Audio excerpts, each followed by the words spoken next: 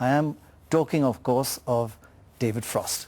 Thank you very much for joining us. Oh, well, it's an honour to be here, really. It's Thank you very much. That did jar a bit, well, because you have interviewed, I mean, you've had really tough interviews, and the film kind of made you... Well, what they did, I think, was in the film, Frost Nixon, that the author very much wanted to make me the underdog, because that would make a bigger climax at the end when I prevail and so on.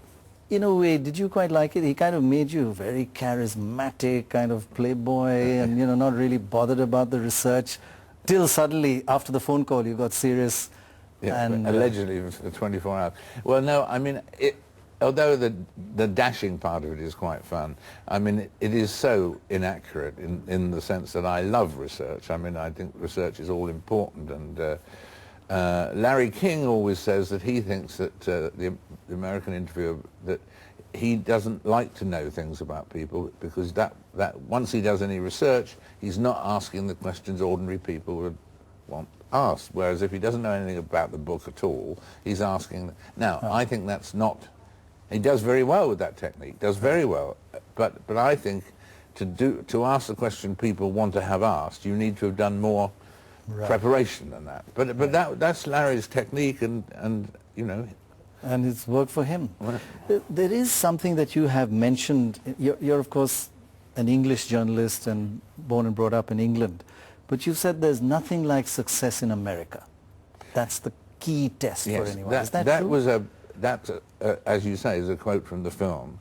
And in fact, although I never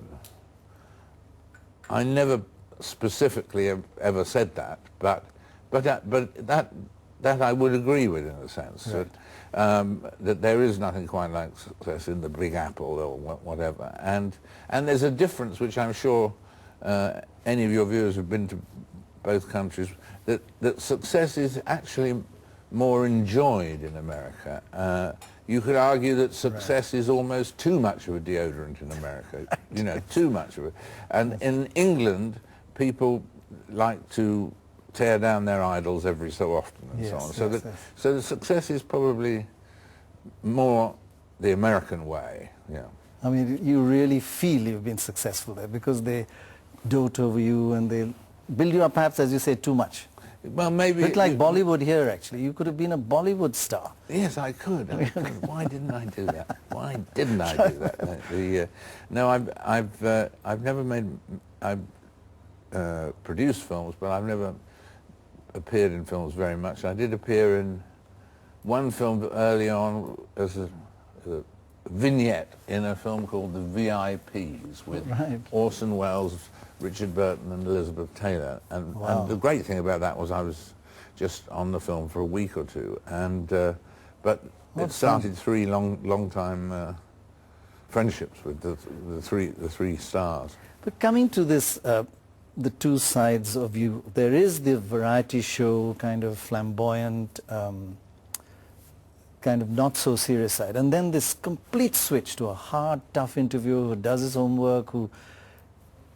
How do you... it's almost schizophrenic. Well, it's refreshing. That's the important thing, really. I think that if you're doing different sorts of interviews, it keeps you on your toes. Do you know what I mean? And different sorts of things. I mean, when I started, that was the week that was the very first program, the satirical program back in '62.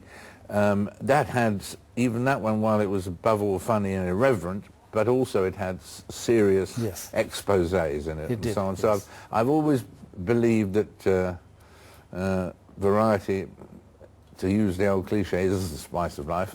That switching from doing something really involving a great deal of research and so on to doing a light-hearted speech, perhaps, or whatever,